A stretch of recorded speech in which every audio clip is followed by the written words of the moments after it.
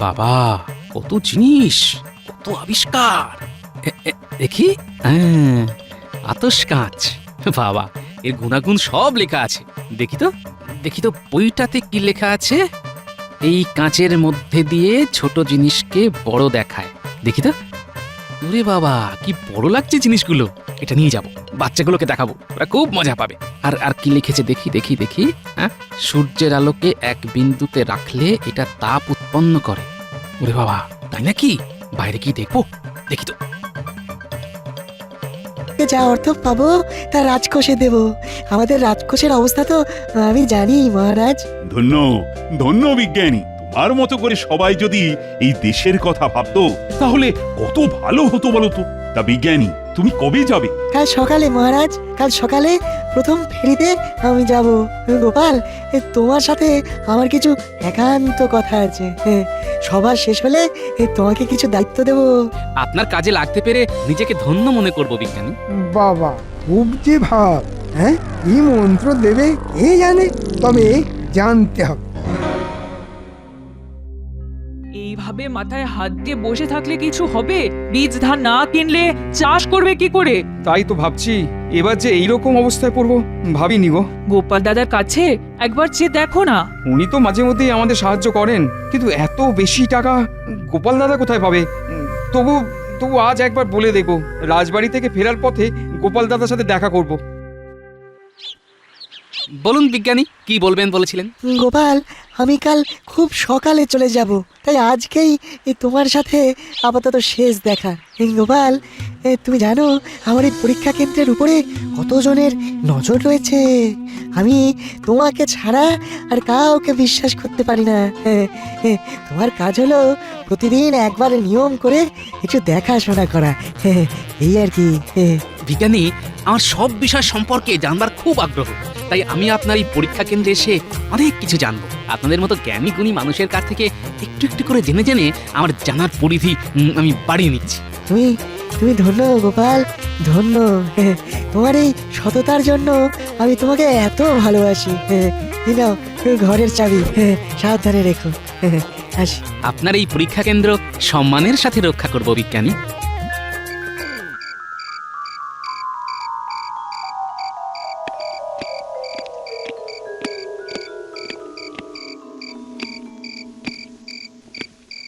আজ এত দেরি হলো? পুটির বাবা তোমার জন্য অপেক্ষা করতে করতে চলে গেল। পুটির বাবা এসেছিল কেন? এত কিছু বললো না গো। যাই, একটু পুটিদের বাড়ি থেকে ঘুরে আসি, কি দরকার পড়লো দেখি। এই তো এলে, কাল সকালে না হয় যাবে। না গো গিন্নি, কেউ বাড়ি বয়ে এসেছিল, নিশ্চয়ই খুব প্রয়োজন। আমি যাবো আর আসবো। ও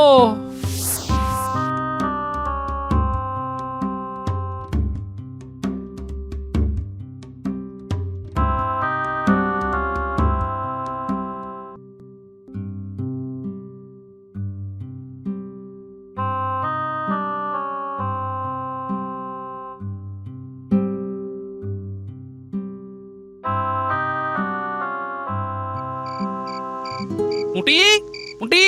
পুটি তো ঘুমিয়ে পড়েছে, ডেকে দেবো? না না, ওই পুটির বাবা আমার সাথে দেখা করতে গিয়েছিল, তাই ভাবলাম কোনো বিপদ আপদ হলো নাকি। গোপাল দাদা, বীজ ধান কেনার পয়সা নেই, আমাকে কিছু টাকা ধার দিতে পারবে? এই রে, আমার তো হাত একদম খালি, মাসের শেষ। হাতে থাকলে তো আমাকে দ্বিতীয়বার বলতে হতো না। সেটা আমি জানি, তোমার কাছে যখনই চেয়েছি তখনই পেয়েছি। তোমার কাছে থাকলে তুমি দিতে, এইটুকু আমি জানি। আচ্ছা দাঁড়াও, ঠিক আছে, আমি দেখছি মহারাজকে বলে যদি কিছু পাওয়া যায়। ঘাবড়িও না, ঘাবড়িও না। হ্যাঁ, আসি। এই কৃষ্ণনগরে বুদ্ধিমান লোক হলো তিনজন, আমি, বিজ্ঞানী আর এই গোপাল। তাই এতদিন আমার যাবতীয় ফন্দিফিকি নষ্ট হয়েছে গোপালের সাথে লেজুর ওই বিজ্ঞানী ছিল বলে। কাল থেকে গোপাল একা, কাল থেকে লড়াইটা হবে শেয়ানে শেয়ানে, আর বিজ্ঞানীর না থাকাটা আমাকে কাজে লাগাতে হবে, বুঝলি? রাতে পরিকল্পনা করছি, আর সেই পরিকল্পনা সফল করার জন্যে আমার চাই দুটো শক্তপোক্ত বলশালী লোক, আর তাদেরকে জোগাড় করে আনার দায়িত্ব হলো তোদের। ঠিক আছে মন্ত্রী মশাই, আমরা আপনার কথা মতন দুটো লোক এনে দেব, তারা আপনার হয়ে কাজ করবে।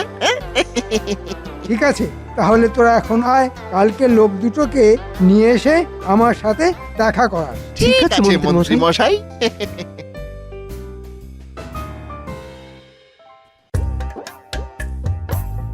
বিজ্ঞানী সকালে বিদেশে চলে গেছে পুরস্কার আনতে। এটা আমাদের কত বড় আনন্দের খবর। মহারাজ, আনন্দের মাঝে একটা খারাপ খবর আছে। এই খরাতে চাষিদের খুব ক্ষতি হয়েছে। বীজ ধান কেনার পয়সা নেই। বলছিলাম যে ওই রাজকোষ থেকে কিছু অর্থ কি বরাদ্দ করা যায়? দেখো গোপাল, রাজকোষ শূন্য, কিভাবে কি হবে ঠিক বুঝতেও পারছি না। তোমার কথা শুনে না আমার খুব কষ্ট হচ্ছে গোপাল। এই তো সুযোগ, হ্যাঁ, কারো পৌষ মাস, কারো সর্বনাশ। হ্যাঁ, এই খরা আমায় নড়া ধরে দাঁড় করিয়ে দেবে। গোপাল, আমি দেখছি কিভাবে এই সমস্যা থেকে আমার রাজ্যের প্রজাদের আমি বার করে নিয়ে আসতে পারি। নবাব বাহাদুরকে কি খবর পাঠানো যায়? আমিও তাই দেখছি। কাল দুধ পাঠাই, দেখি নবাব আপৎকালীন ব্যবস্থার জন্য কিছু ঋণ দিতে পারেন কিনা। প্রহরী, দুধকে খবর পাঠাও, দেখি নবাব বাহাদুর কি বলেন। এই রে, নবাব বাহাদুর যদি মহারাজকে সাহায্য করে তবে আমার পরিকল্পনা একগাল মাছি। না না না না, কিছু একটা করতে হবে, কিছু একটা করতে হবে, কিন্তু করবোটা কি সেটাই তো বুঝতে পারছি না। আমি আগ বাড়িয়ে কিছু বলতে গেলেই গোপাল ঠিক ধরে নেবে। দেখি কিছু একটা উপায় তো করতে হবে। দুধ, তুমি কাল সকালে মুর্শিদাবাদ যাও আমার একটা বার্তা নিয়ে। মন্ত্রী, দুধকে তুমি বুঝিয়ে দাও আর চিঠিটাও লিখে দাও। এই তো সুযোগ এসেছে। মহারাজ নিজে হাতে সুযোগ করে দিলেন। দূত, তোমাকে মুর্শিদাবাদ যেতে হবে। নবাবকে জানাতে হবে আমাদের রাজ্যে খরাতে খুব ক্ষতি হয়েছে, আমাদের কিছু অর্থ সাহায্য লাগবে, রাজকোষ শূন্য, ঋণ লাগবে। মহারাজ, আমি আপনার হয়ে পত্র লিখে দিচ্ছি, আপনি শুধু সই করে দেবেন। ঠিক আছে, ঠিক আছে।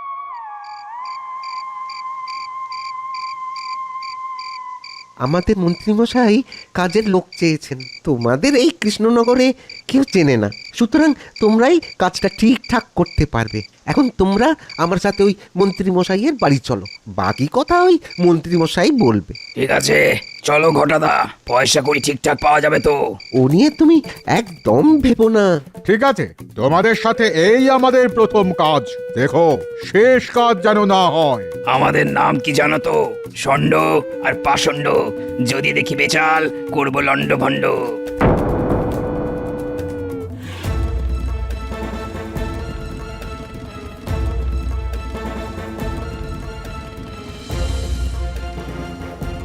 মন্ত্রীমশাই, ও মন্ত্রীমশাই, মন্ত্রীমশাই। আয় আয় আয়, কেউ দেখেনি তো? না না না না না না, কেউ দেখেনি। আরে বটা কই? বটার ধুম জ্বর, শুয়ে আছে। মন্ত্রীমশাই, এই যে আপনি ওই বলেছিলেন সেই মতো লোক এনেছি। কাজটা পারবে তো? পাঁচিল ভাঙা থেকে আঁচিল তোলা সব আমাদের বাঁ হাতের খেলা। পয়সা পেলেই শুরু কাজ, হাত চালালেই শুরু নাচ। এ বাবা, এরা দেখি আমাদের সভাকবির মতো কথা বলে ছন্দ মিলিয়ে। কাজও করি ছন্দ মিলিয়ে। কেউ যদি না খেতে চায় তাকে খাওয়াবো গিলিয়ে। একটা ছোট্ট কাজ করে দেখাও দেখি। কত ছোট্ট বলুন দেখি? কাল সকালে দুধ মুর্শিদাবাদ যাবে, তোমরা দুজন এমন কিছু করবে যাতে করে ও না যেতে পারে। বেশি বাড়াবাড়ি না, হ্যাঁ? শুধু একটু দেব ছুঁয়ে, দুধ পড়বে ভুঁয়ে। ঘটা তোমাদের দুধকে চিনিয়ে দেবে। তাহলে ঘটা, কাল সকালবেলা শুরু আমাদের খেলা।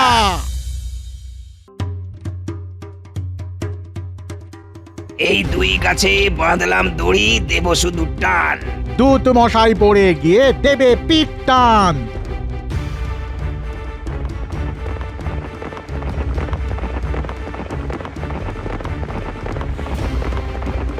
এই কেউ আসছে, এই লুকিয়ে পড়, লুকিয়ে পড়।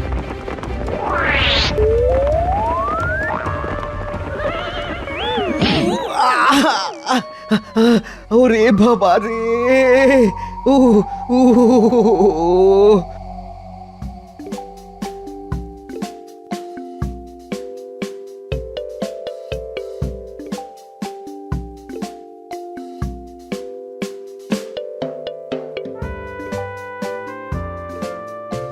পুটির মা, বাড়ি আছো? ওমা কি সৌভাগ্য! মন্ত্রীমশাই আমাদের বাড়ি। আহা, এত উত্তেজিত হবার কি আছে? শোন, তোদের খুব কষ্ট, গোপালের কাছে সব শুনেছি। শোন, আমার কাছে আয়, আমি তোর বীজ ধান কেনার পয়সা দিয়ে দেব। সত্যি বলছেন? আমি মিথ্যে বলার লোক নয় পুঁটির মা।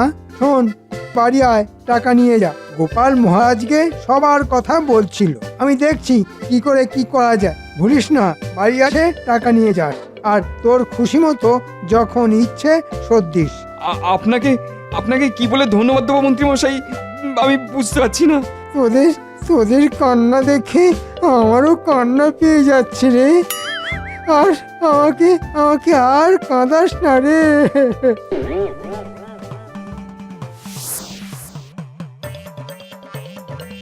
বাবা, কত জিনিস, কত আবিষ্কার! দেখি, হ্যাঁ, আতস কাঁচ। বাবা, এর গুণাগুণ সব লেখা আছে। দেখি তো বইটাতে কি লেখা আছে। এই কাঁচের মধ্যে দিয়ে ছোট জিনিসকে বড় দেখায়। দেখি তো, ওরে বাবা, কি বড় লাগছে জিনিসগুলো। এটা নিয়ে যাব, বাচ্চাগুলোকে দেখাবো, ওরা খুব মজা পাবে। আর কি লিখেছে দেখি।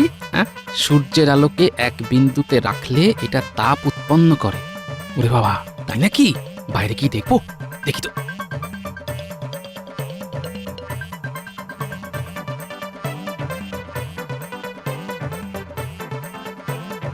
বাহ, উল্টে পুটিরা এটা দেখে খুব খুশি হবে। এটাকে কিছুদিন আমার কাছে রাখি।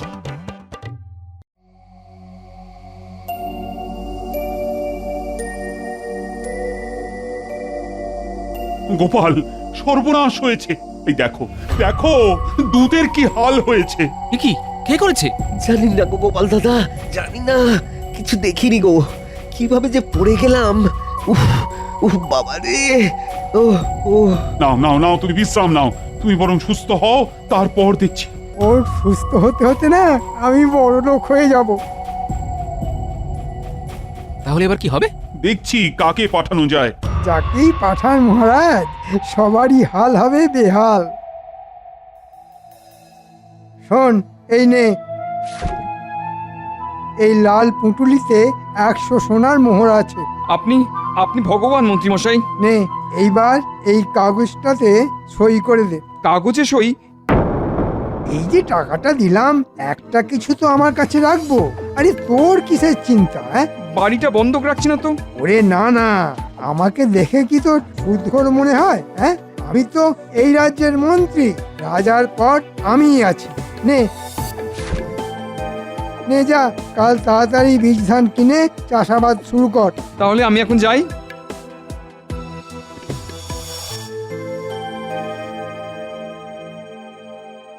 যাক বাবা, বীজ ধানটা কাল কিনে চাষটা শুরু করে দিই। ঠিক ঠিক 1 বছরের মধ্যে সব শোধ করে দেবো।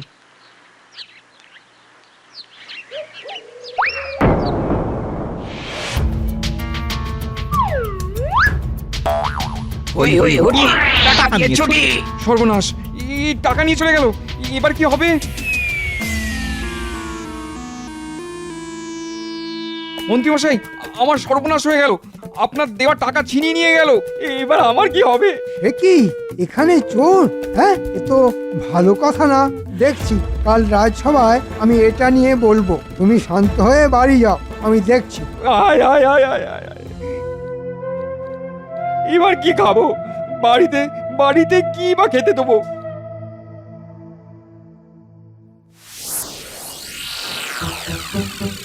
আপনার জিনিস এই নিন। আমাদেরটা এবার দিন।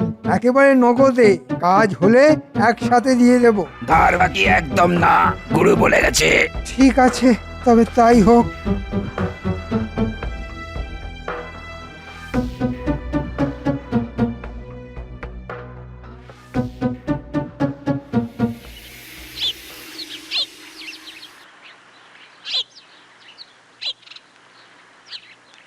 কি গো পুটির বাবা, এভাবে বসে আছো কেন? কপাল কপাল গোপাল দাদা, মন্ত্রীমশাই আমাকে 100 মোহরের একটা পুঁটলি দিলেন বীজ ধান কেনার জন্য।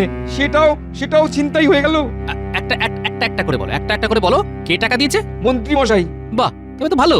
মন্ত্রীমশাই বদলে গেছেন তাহলে, কিন্তু ছিনতাই হলো কিভাবে? মন্ত্রীমশাই বাড়ি থেকে বেরিয়ে কিছু দূর গেছি, আচমকা দুজন বেশ সন্না মতন লোক আমার হাত থেকে মোহরের পুটলিটা নিয়ে চলে গেল। এবার মন্ত্রীমশাই ঋণ আমি শোধ করবো কি করে? দেখছি, ওটা নিয়ে ভেবো না, বুঝিয়ে বলা যাবে কোন। তুমি এখন বাড়ি যাও, আমি মহারাজকে বিষয়টা জানাচ্ছি। যাও যাও যাও, বাড়ি যাও, বাড়ি যাও। মহারাজ, আমাদের কৃষ্ণনগরে দুজন চোরের আবির্ভাব হয়েছে। তারা কাল পুঁটির বাবার কাছ থেকে মন্ত্রীমশাইয়ের দেওয়া মোহরের পুটলি ছিনতাই করে নিয়ে চলে গেছে। এবার কি হবে? ভাবনায় ভাবনায় কি দিন যাবে। গোপাল, কি করি বলো তো? একে রাজকোষ শূন্য, খরায় সব শেষ। এর মধ্যে যদি ছিনতাইবাজ এসে আমার গরিব প্রজাদের চুরি করে নিয়ে যায়, তবে তারা খাবেটা কি? না না না, এ আমি কিছুতেই বরদাস্ত করব না। কিছু একটা করতেই হবে। কিন্তু মন্ত্রীর আসতে এত দেরি হচ্ছে কেন? এই যে, তুমি কোথায় ছিলে বলো তো মন্ত্রী? কি ভয়ঙ্কর ঘটনা ঘটে গেছে জানো? আমি সব জানি মহারাজ। কাল পুঁটির বাবা আমার কাছে এসেছিল। আমি বীজ ধান কেনার জন্য ওকে 100 মোহর দিয়েছিলাম। কি করা যায় মন্ত্রীমশাই? এভাবে তো চলতে পারে না। গোপাল, আমি এটা নিয়ে খুব চিন্তিত। এদিকে ভোলা ময়রার বড় মেয়ের বিয়ে, হাতে টাকা নেই। আমি আবার কিছু টাকা দিয়ে এলাম। ধন্য ধন্য মন্ত্রী, আমি একসময় তোমাকে কত খারাপ কথা বলেছি। আজ মনটা সেজন্য খুব খারাপ লাগছে। সে তো দোষ করেছিলাম, তাই গালমন্দ করেছিলেন। আমাকেও ক্ষমা করে দিন মন্ত্রীমশাই, আমি অনেক খারাপ কথা বলেছি। ভুলে গেছি সব গোপাল। এই মুহূর্তে আমাদের রাজ্য খুব খারাপ অবস্থার মধ্য দিয়ে চলছে। এখন পুরনো কিছু মনে করার সময় নেই। আমাদের একজোট হয়ে লড়তে হবে। আপনি ঠিক কথাই বলেছেন, আমাদের একসাথে একজোট হয়ে কাজ করতে হবে। ওই ছিনতাইবাজ লোক দুটোকে ধরতে হবে যত তাড়াতাড়ি সম্ভব।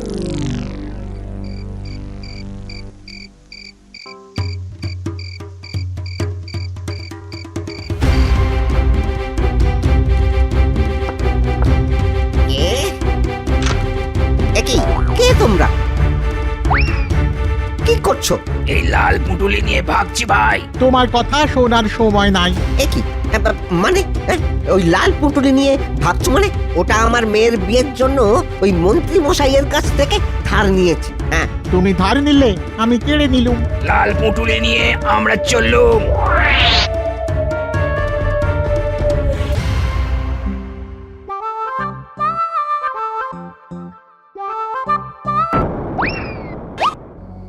আরে, ওটা তো ঘটা, সাথে ও দুটোকে নতুন মনে হচ্ছে। শুনতে হবে কি বলছে, রহস্য ওখানেই আছে। শোনো, মন্ত্রীমশাই বলেছেন আজ থেকে কয়েকদিন চুপ করে থাকো। যা কাগজপত্র আছে তা যথেষ্ট। মন্ত্রীমশাইয়ের সামনের ঘরের টেবিলে সবার জমির কাগজ আছে। তাই বলছি কিছুদিন চুপ করে থাকো। চুপ করে কি হবে? চুরি আমাদের করতে হবে। মন্ত্রী টাকা না দিলে চুরিটা করবে কি করে? ও, তাহলে এই ব্যাপার। সন্দেহ আমার অনেক দিন আগেই হয়েছে, প্রমাণ পাচ্ছিলাম না। আজ প্রমাণ হাতে এসে গেল। চলো মন বৃন্দাবন, আতশ কাচের খেলা দেখাই এখন।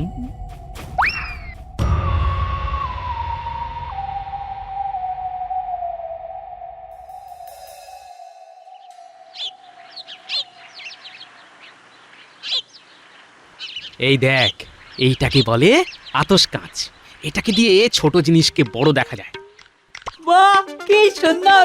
গোপাল দাদু, যদি আতশ কাঁচ দিয়ে চোরগুলোকে দেখা যেত তবে কত ভালো হতো। হবে রে, হবে। তবে চোর ধরবো খালি চোখে। চোরকে প্রায় ধরি ধরি করে ফেলেছি। আর শোন, আতশ কাঁচে আরেকটা কাজও হয়। কি কাজ গোপাল দাদু? দেখবি? তবে দেখ।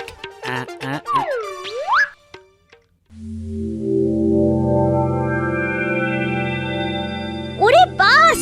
একটা কথা বলি, তোরা একটু তোদের চোখ কান খোলা রাখ। কোনো অপরিচিত লোককে আমাদের এলাকায় দেখলেই সাথে সাথে খবর দিবি। চলি রে।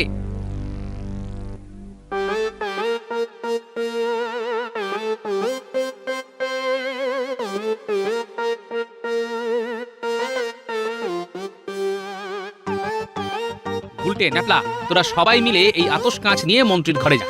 তারপর সামনের ঘরে দেখবি কাগজের স্তূপ চাপা দেওয়া আছে। আমি যেমন ভাবে শুকনো পাতা জ্বালিয়েছিলাম সেইভাবে কাগজগুলোকে জ্বালাতে হবে। পারবি তো? পারবো।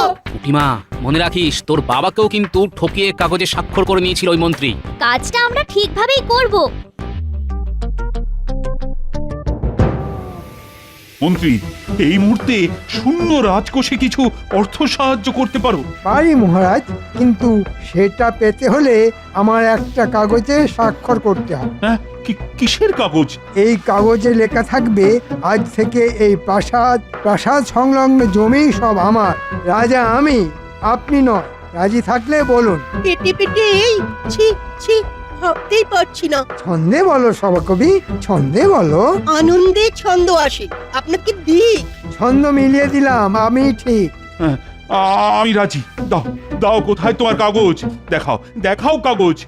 মহারাজ চলুন, আতশ কাচের খেলা দেখতে চলুন, ওখানেই না হয় কাগজে সই করবেন। গোপাল এসেছো? মন্ত্রী, খুব ভালো খেলা খেলেছিলেন মন্ত্রী মশাই, কিন্তু ওই সব ভালো তার, শেষ ভালো যার। তুমি কি বলছো?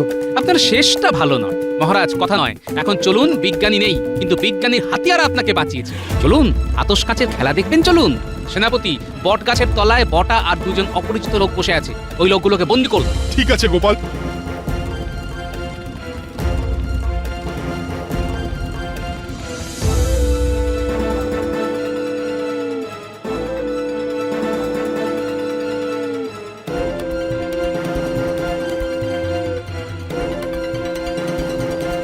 খুব দারুণ পরিকল্পনা করেছিলেন, ভালো সাজলেন।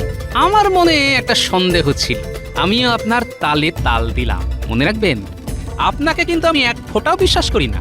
আমি জানি আপনি মহারাজের সব সময় ক্ষতি চান। গোপাল, গোপাল, তোমাকে যে কিভাবে ধন্যবাদ দেব? মহারাজ, আমি আমার দেশকে ভালোবাসি, দেশের থেকে প্রিয় আমার কাছে কেউ নয় মহারাজ। গোপাল, তুমি সবার সেরা, বিশ্বজোড়া নাম। গোপাল, তুমি এই পৃথিবীর শ্রেষ্ঠতম দান। জয় জয় গোপালের জয়, জয় গোপালের জয়, জয় জয় গোপালের জয়। জয়।